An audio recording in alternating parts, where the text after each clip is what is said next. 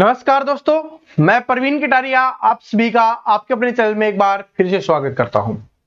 दोस्तों, आज की वीडियो में हम बात करने वाले हैं एसएससी जीडी की जो आपकी भर्ती है 2023-24 वाली, उसके लिए GK GS and current affair के सिलेबस के ऊपर हम डिस्कस कर रहे होंगे कि जीके जीएस के सिलेबस में कौन कौन से टॉपिक हैं, कौन कौन से सब्जेक्ट हैं, कितने कितने नंबर के आते हैं, कितने कितने इंपॉर्टेंट है और कौन कौन से जीके में कौन कौन से आपको सब्जेक्ट पढ़ने हैं, उसके ऊपर हम यहां पर बात कर रहे होंगे। देखिए, एक बात बता देता हूं, चाहे मैथ का हो, रीजनिंग का हो, हिंदी का हो, एसएससी जीडी में आप सभी को पता है कि वहां पर लगभग फिक्स 15 से 20 ही क्या टॉपिक्स हैं, चैप्टर है जिनको आपको पढ़ना होता है। ठीक है, लेकिन जीके जीएस में टॉपिक्स नहीं, इसमें सब्जेक्ट होते हैं।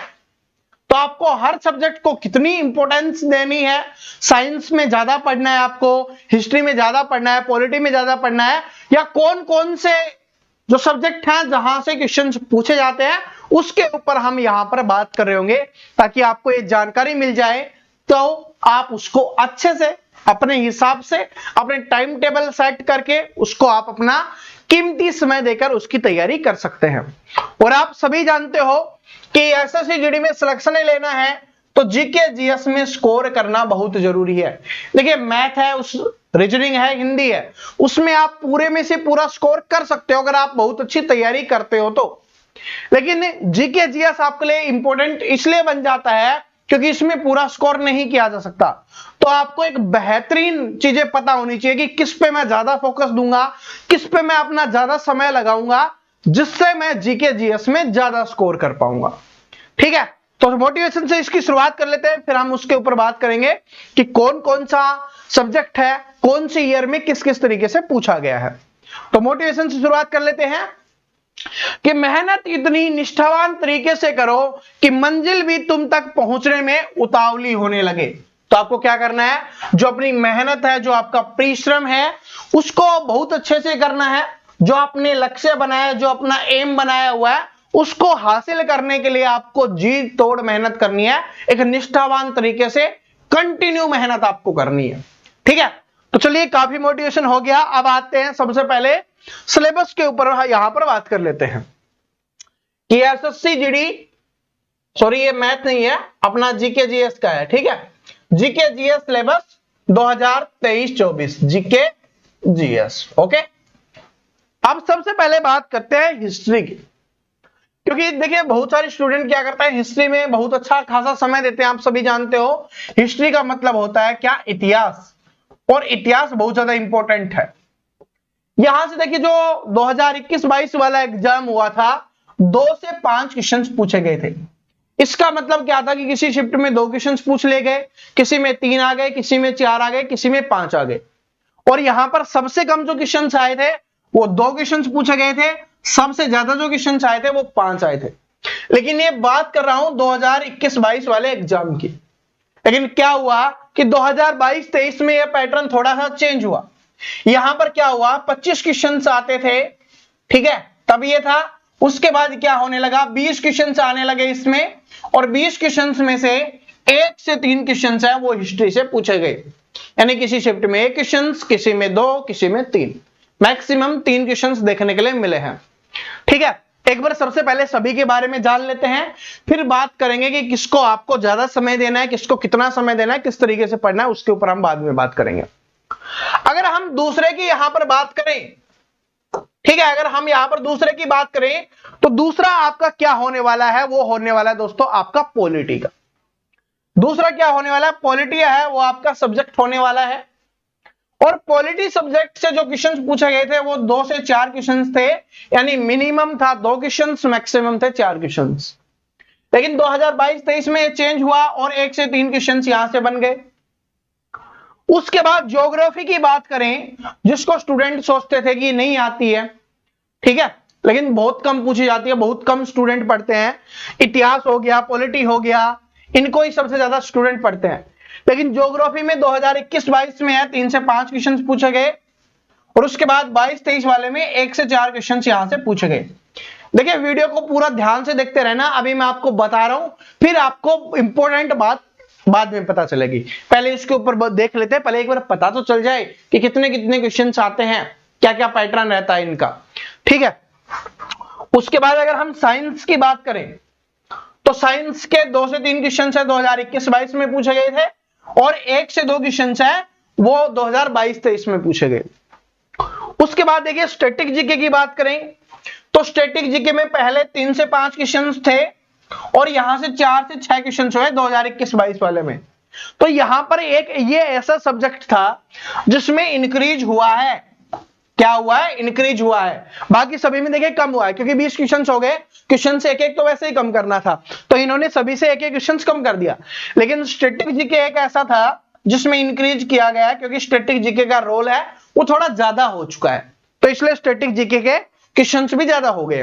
कम से कम 4 क्वेश्चंस थे और मैक्सिमम 6 क्वेश्चंस थे। ठीक है, 20 में से 4 क्वेश्चंस या 20 में से 6 क्वेश्चंस आ रहे हैं तो समझ जाओ 1/4 आपसे यहां से ही पूछा जा रहा है। ठीक है, उसके बाद बात करते हैं इकोनॉमिक्स की, जिसको स्टूडेंट बिल्कुल इग्नोर करते हैं, बहुत कम स्टूडेंट, मैं आपको बताता हूं सिर्फ 10 से 20% स्टूडेंट ये जो इकोनॉमिक्स को अच्छे से पढ़ते हैं। ठीक है, लेकिन यहां से क्वेश्चन देखिए 2 से 6 क्वेश्चन थे इसमें, किसी में 2 हो गए, किसी में 3, किसी में 4, किसी में 5, किसी में 6, इस तरीके से थे। ठीक है, और इस पिछली बार भी चेंज नहीं हुआ, 3 से 4 ही रहे, मतलब काफी अच्छी ज्यादा संख्या में क्वेश्चंस पूछे गए। 3 से 4 क्वेश्चंस काफी ज्यादा होते हैं, इतने ना हिस्ट्री से पूछे गए ना पॉलिटी से पूछे गए। ठीक है, समझ रहे हो, तो यहां से पूछे गए हैं आपके इकोनॉमिक्स से 3 से 4 क्वेश्चंस। उसके ऊपर आगे से और भी डिटेल से बात करेंगे। उसके अलावा है अपना करंट अफेयर, जिससे 3 से 6 क्वेश्चंस थे, लेकिन इस बार थोड़ा कम हो गया, किसी किसी शिफ्ट में तो 1 क्वेश्चन देखने के लिए मिला, किसी में 2 आ गया, किसी में 3 आ गया, किसी में 4 आ गया, लेकिन 1-2 क्वेश्चन ही ज्यादा पूछे गए थे। 3 और 4 तो बहुत कम शिफ्टों में क्वेश्चन पूछे गए थे। ठीक है, अब इसको क्लियर करते हैं। सबसे पहले आप इसका स्क्रीनशॉट ले सकते हो, जहां पर भी आप पढ़ते हो अपनी स्टडी टेबल पे इसको लगा लेना लिख के कि यहां से ये क्वेश्चन आते हैं, आपको ये 7 सब्जेक्ट हैं वो यहां पर पढ़ने हैं। ठीक है, अब सबसे पहली चीज इससे समझो क्या है, इससे क्या समझना है। देखिए, इससे आपको यह समझना है जो स्टूडेंट स्टैटिक जीके को समय नहीं देते, कम समय देते हैं, आप देख लो यहां से मान लो ये था पिछली बार का और ये उससे पिछली बार का था, तो एवरेज क्या है भाई कि एवरेज 4 से 5 क्वेश्चन तो आए हैं। क्या है कि एवरेज 4 से 5 क्वेश्चन तो आए हैं। अगर 20 क्वेश्चन में 4 क्वेश्चन भी आ रहे हैं, चलो 5 छोड़ो 4 भी आ रहे हैं, तो 1/5 आ रहा है आपका, समझ रहे हो। 20 में से 4 क्वेश्चन आ रहे हैं, 5वां हिस्से का क्वेश्चन है वो सिर्फ स्टैटिक जीके से ही आ रहा है। तो इसका मतलब क्या करना है, आपको स्टैटिक जीके पे बहुत अच्छे से फोकस करना है, अपना समय वो स्टैटिक जीके के देना है, स्टैटिक जीके को। ठीक है, यहां पर एक चीज बता देता हूं, इसमें ऐसा कुछ नहीं है, इसमें मेन चीज क्या है, याद करना है।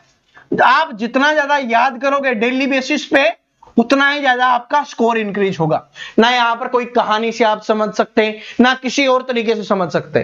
ठीक है, मोस्टली टॉपिक इसमें ऐसा ही है जिनको आपको याद ही करना पड़ेगा, और वो क्या होगा जब डेली बेसिस पे आप कंटिन्यू पढ़ोगे। ठीक है, डेली बेसिस पे आप कंटिन्यू पढ़ते रहोगे तब ये सारी चीजें आपको याद होंगी, क्योंकि इनका रिवीजन बहुत जरूरी है। अगर रिवीजन ही नहीं करोगे तो भूल जाओगे, समझ रहे हो। हर सप्ताह के बाद आपका इसका रिवीजन होना चाहिए। तो ये आपका स्टैटिक जीके हो गया। इसके अलावा देखिए बहुत सारे स्टूडेंट क्या होते हैं, मैंने आपको बताया इकोनॉमिक्स को 80 से 90% स्टूडेंट है वो इग्नोर करते हैं। अगर आप इकोनॉमिक्स पे ध्यान देते हो, देखिए इसमें थोड़ा समझने का काम है, इसमें रटने का काम नहीं है, ना याद करने का काम है, इसमें थोड़ा समझने का काम है। अगर इकोनॉमिक्स को थोड़ा आप समझ लेते हो तो आप देख लो भाई, मिनिमम 3 से 4 क्वेश्चन से मान के चलो, मान लो 3 क्वेश्चन ही आ रहा है, तो आप उन स्टूडेंट से आगे निकल जाओगे, 80 से 90% स्टूडेंट से आगे निकल जाओगे जो इकोनॉमिक्स को इग्नोर करते हैं। ठीक है, बाकी तो आपको सब कुछ पढ़ना ही है, बाकी तो आप पढ़ते भी हो मजेदार तरीके से, ये तो पढ़ते हो भाई, हिस्ट्री है सभी को पढ़ने में मजा आता है, पॉलिटी है सभी को पढ़ने में मजा आता है, पढ़ते हैं। ज्योग्राफी भी स्टूडेंट पढ़ लेते हैं, ठीक है, क्योंकि ये लाइफ से रिलेटेड है, मतलब हम बचपन से जिनके बारे में सुनते हुए आ रहे हैं, चंदा मामा हो गया, ठीक है, तो उन सभी के बारे में हम पढ़ते हुए आ रहे होते हैं, जो अपनी मिट्टी हो गई, जो अपनी बहुत सारी चीजें हैं हो गई। ठीक है, तो उनके बारे में आप पढ़ते हुए आ रहे होते हो और उसके बारे में पढ़ लेते हो। लेकिन ये 2 सब्जेक्ट हैं जिन पे आपको ज्यादा फोकस देना है, बाकी पे तो देना ही है, लेकिन इन पे दोगे तो तो आप बाकी स्टूडेंट से आगे निकल जाओगे। ठीक है, बाकी स्टूडेंट से आगे निकल जाओगे। और अगर आप बोलोगे ना कि सर जी मुझे हिस्ट्री के जो इंपॉर्टेंट टॉपिक्स हैं वो बता दीजिए, तो मैं आपके लिए वो बना दूंगा, जिसमें फिर सभी का बताऊंगा, ऐसा नहीं सिर्फ हिस्ट्री का भी बताएंगे, पॉलिटी का भी बताएंगे, ज्योग्राफी का भी बताएंगे। ज्योग्राफी में कौन कौन से टॉपिक आते हैं, कुछ ही आते हैं। साइंस में आपको पता है हिस्ट्री भी पढ़नी पड़ेगी, पॉलिटी भी आपको, सॉरी इसमें साइंस में आपको फिजिक्स भी पढ़नी पड़ेगी, केमिस्ट्री भी पढ़नी पड़ेगी, बायोलॉजी भी पढ़नी पड़ेगी, भौतिक विज्ञान, जीव विज्ञान, रासायनिक विज्ञान। तो इसमें इंपॉर्टेंट टॉपिक्स कौन कौन से हैं अगर आप कमेंट करोगे मैं सभी का बता दूंगा। ठीक है, उसमें ये समझ लो फिर कि भाई आपको पता है कि 20 क्वेश्चंस आते हैं, एक क्वेश्चन 2 नंबर का आता है, 40 नंबर का आता है, तो आप समझ लेना मैं टॉपिक्स बता दूंगा ना, तो 15 तो वहीं से आ जाएंगे, और 15 दूनी 30 नंबर आप उनको टारगेट कर सकते हो। अगर आप बोलोगे तो वो इंपॉर्टेंट टॉपिक्स आपके लिए एक वीडियो बना दिया जाएगा। ठीक है, तो आप उसको देख लेना, लेकिन कमेंट सेक्शन में बोलोगे तभी वीडियो आएगा।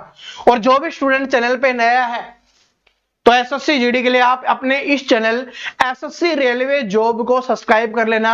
यहां पर आपके लिए जीके जीएस के लिए इंपॉर्टेंट महत्वपूर्ण चीजें जो आपके एसएससी जीडी के एग्जाम्स के लिए जरूरी हैं वो सारी आपको यहां पर मिलती रहेंगी कंटिन्यू। ठीक है, तो आशा करता हूं ये वीडियो पसंद आया होगा। पसंद आया लाइक करना, शेयर करना, चैनल को सब्सक्राइब करके बेल आइकन को जरूर प्रेस कर लेना।